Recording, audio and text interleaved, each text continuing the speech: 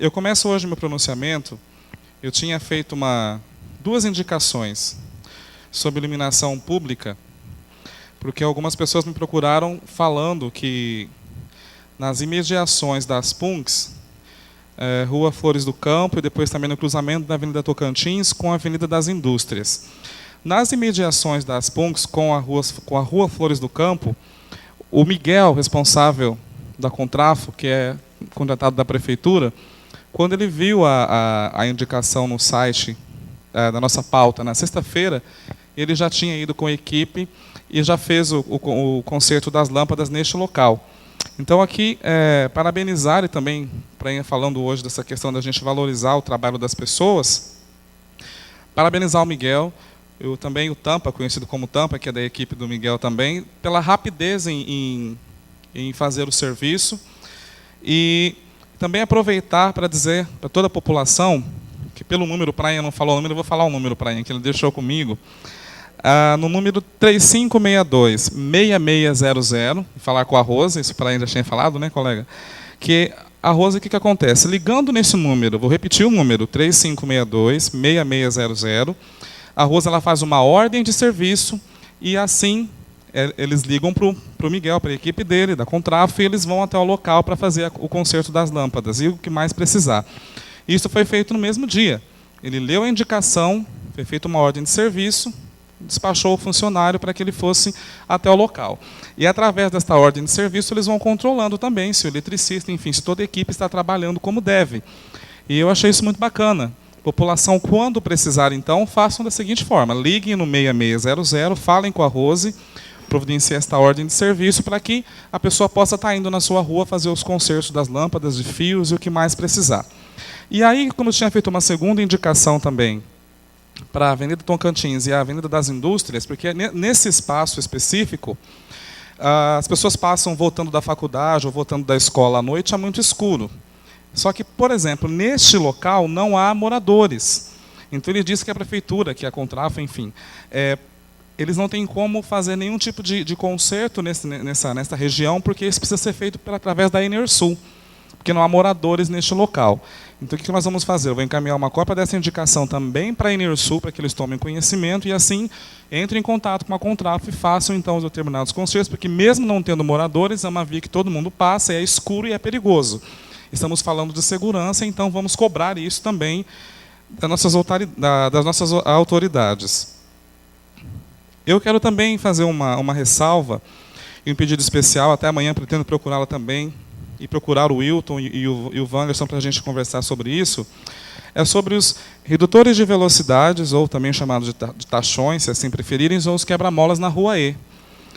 Prainha, você fez uma indicação, depois até eu pedi a sua autorização, a gente fez essa indicação de novo, e até agora nós não fomos atendidos. E toda semana, ou alguém na rua, ou na minha casa, as pessoas vão lá, olha, a Rua E é pista de corrida.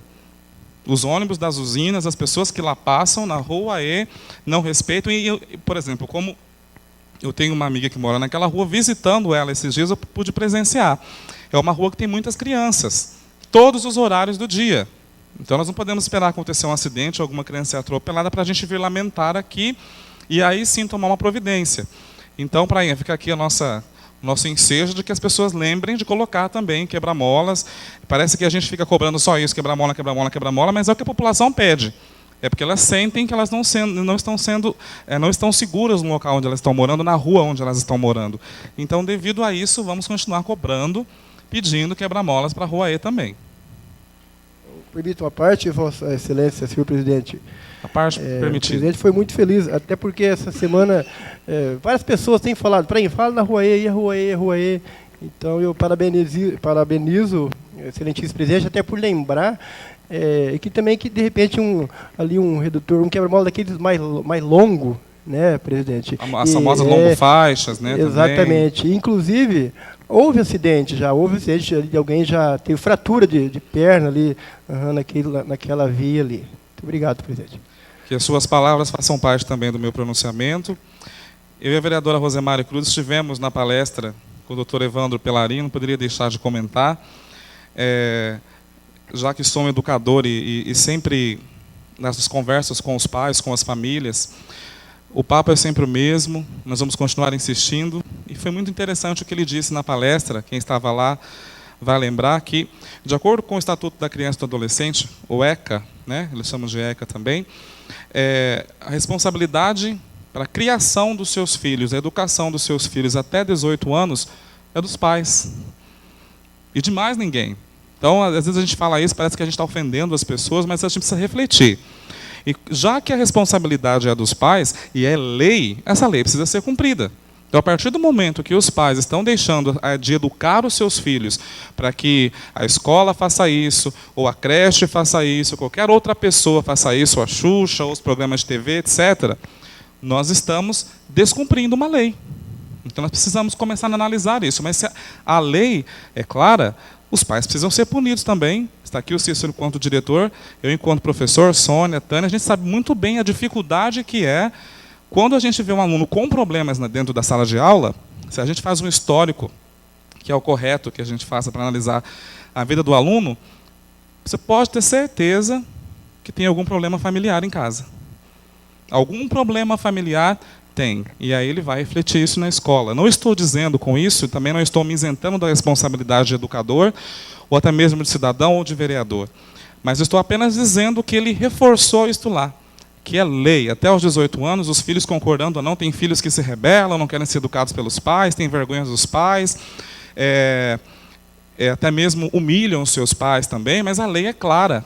Até os 18 anos, o filho tem que estar lá, do lado da barra da saia ou da calça do pai e da mãe, querendo ou não querendo.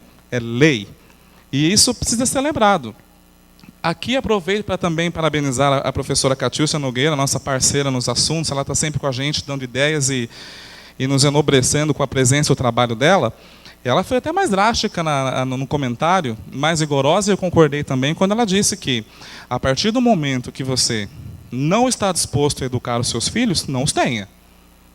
Se programe para não ter filhos, porque educar filhos é uma responsabilidade muito grande. Eu não posso, enfim, ter os meus filhos e transferir essa responsabilidade de educação para as outras pessoas. E até falando de questão social, eu acredito que, além de uma questão social, é uma questão cultural também. E nós precisamos nos preocupar e voltar nesse tema, insistir nesse tema. Eu falei para o doutor Evandro que eu peguei o contato dele, depois pelo Facebook já tive uma conversa com ele, dizendo que ele precisa voltar aqui, e de escola, em todos os períodos, para que as pessoas entendam isso. Tanto os adolescentes, tanto as crianças, quanto os pais também. Acharmos uma forma de trabalharmos isso o ano todo, para que o pai entenda, olha, eu tenho 3 filhos, eu tenho 4, não importa a quantidade de filhos que eu tenha, mas eu preciso educá-los. É da minha responsabilidade educar os filhos que eu coloquei neste mundo. E lá, para encerrar a parte da palestra do Dr. Evandro, ele dizia que sempre quando ele vai nas palestras, ele pergunta, ele sempre gosta de conversar com as pessoas mais idosas, as mais experientes, e sempre faz a mesma pergunta: como era no seu tempo? Como foi que o seu pai e a sua mãe te educou?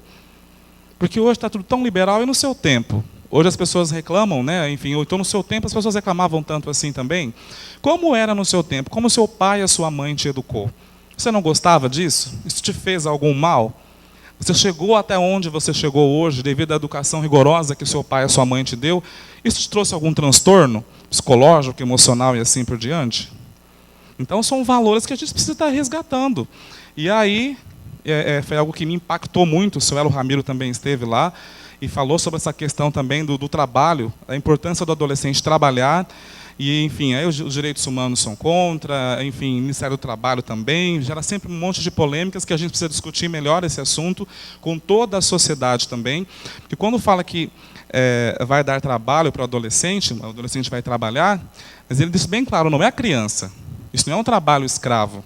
É o adolescente que vai trabalhar, ele vai ser assistido, ele vai ser acompanhado, ele precisa estudar, precisa ter boas notas, ele vai ter, são critérios que são colocados para que o adolescente fale o seguinte: eu quero trabalhar. Ok, então você vai trabalhar, mas você vai estudar também.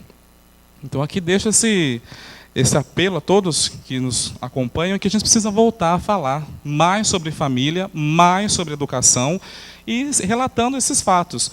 Se há um tempo atrás os nossos pais nos educavam talvez de uma forma mais rigorosa, e aqui estamos nós, porque os pais de agora também não podem fazer da mesma forma, para garantir um futuro melhor para os seus filhos. Então fica essa reflexão também. Gostaria de me solidarizar também e dizer que a opinião também é a mesma, Tânia, em relação ao Papai Noel, em relação a qualquer outro tipo de cultura que venha acontecer nesse país, enquanto educador, enquanto morador, enquanto vereador, enquanto ser humano, eu acho que a gente precisa estar lembrando as pessoas, no caso agora os nossos governantes, que a nossa religião ela não pode atrapalhar que a gente faça algo para a população como um todo. Que quando nós vamos pedir voto às pessoas, nós não ficamos perguntando qual é a sua religião, como que é que você trata tal pessoa e assim por diante. Então, nossos atos têm que ser assim também. Livres. Se a minha religião não permite, ok, então eu vou entender que eu não posso transferir isto para outra pessoa. Isso está me deixando um pouco decepcionado, porque vem acontecendo já alguns tipos de comentários, de ações. Já desde os 6 meses para cá isso vem acontecendo. Então nós vamos combater. Uma parte, presidente. Ok. Eu sou evangélica, presidente, e uma das coisas que a minha pastora sempre deixa bem claro para nós, que somos as suas ovelhas, eu tenho a minha religião e ela deve ser respeitada. E eu não tenho o direito de impor ela às outras pessoas. Temos que respeitar todas elas. Que as suas palavras façam parte do meu pronunciamento. Então, que nós lembremos isso, e fica aqui, eu digo apelo, porque às vezes discutir religião é algo tão, talvez, desconfortável, mas quando a gente vê que isso está prejudicando a população como um todo, aí se torna nossa obrigação, enquanto representantes do povo também. E para fechar o meu pronunciamento, Chapadão do Sul esteve no Globo Repórter. Quantos comentários, quantas discussões isso causou, quantas insatisfações isso causou também, quantas coisas boas isso causou. E eu gostaria de dizer que a minha humilde opinião é que, quando Chapadão do Sul foi passado como capital do crack, ninguém gostou. Quando Chapadão do Sul, agora, enfim, mostrando algumas coisas boas que a cidade tem, e eu digo que há coisas para melhorar, sim, é nossa obrigação lembrar disso, mas eu também acho que a gente precisa celebrar as coisas boas. Os países desenvolvidos, os Estados Unidos, Inglaterra, entre outros, eles celebram as coisas boas, escondem as coisas ruins e resolvem as coisas ruins. Então, mostrou coisas boas de nossa cidade. Muitas pessoas não gostaram das coisas boas, acharam que tinha que ser diferente. Eu respeito a opinião de cada um, enfim. Mas a minha opinião é essa, que às vezes só criticar por criticar se torna algo banal e a gente acaba perdendo credibilidade. A gente precisa criticar. Hoje eu aprendi isso com o seu Alírio, quero dizer isso aqui, as suas palavras hoje na nossa reunião, que quando a gente critica, a gente também tem que ter em mente que eu preciso também oferecer uma solução para aquilo. Criticar por criticar, a gente perde credibilidade. Então, a partir do momento que eu critico algo que eu acho que deveria ser diferente, qual é a minha proposta de mudança para aquilo? Qual a minha proposta, enfim, qual a melhor proposta para que aquilo seja resolvido? Então, fica aqui também esta reflexão para todos nós. Boa noite e, mais uma vez, muito obrigado pela presença de todos.